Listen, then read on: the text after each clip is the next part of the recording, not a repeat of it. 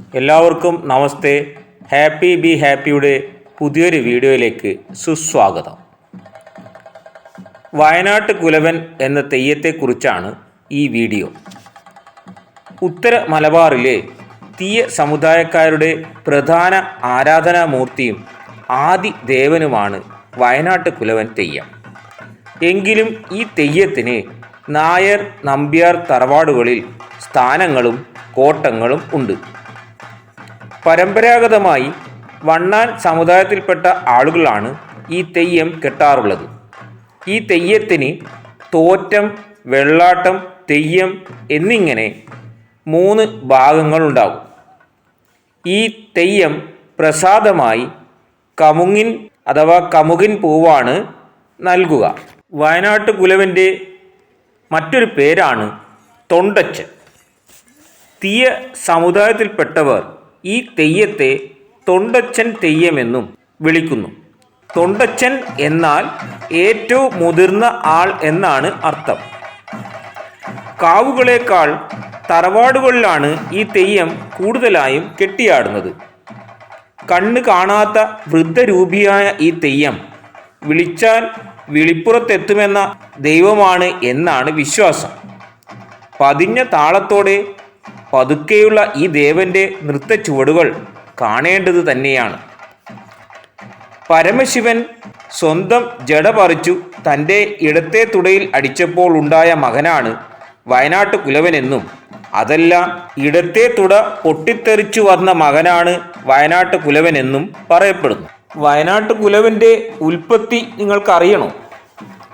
കൈലാസത്തിലെ മധുവനത്തിലുണ്ടായ 3 കരിന്തെങ്ങുകളുടെ ചുവട്ടിൽ ദിനവും മധു അഥവാ കള്ള് ഊറി വരാറുണ്ടായിരുന്നു.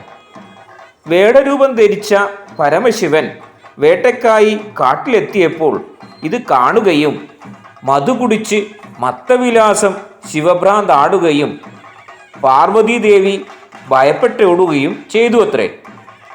തോറ്റം പാട്ടിൽ ആ ഭാഗം വർണ്ണിച്ചിരിക്കുന്നത് ഇങ്ങനെയാണ്: വേടരൂപം ധരിച്ചുള്ള കൈലാസനാഥൻ വേട്ടയ്ക്കായെഴുന്നള്ളി വനത്തിൽ പുക്കു, കണ്ടുടനെ കരിന്തെങ്ങിൻ കുറുങ്കുലമേൽ മധുപൊഴിയും വാനുലോകം പൊഴിയുന്നല്ലോ.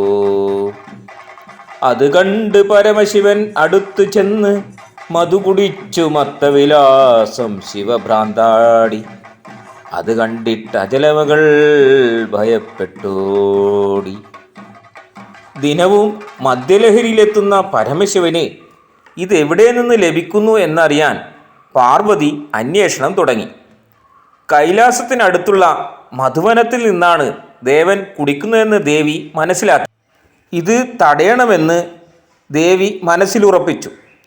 അതിൻ പ്രകാരം ദേവൻ കുടിക്കുന്ന കരിന്തെങ്ങുകൾ കണ്ടെത്തുകയും അതിൻ്റെ ചുവട്ടിൽ നിന്ന് ഊറി വരുന്ന മധു തൻ്റെ മന്ത്രശക്തിയാൽ തടവി മുകളിലേക്ക് ഉയർത്തുകയും ചെയ്തു.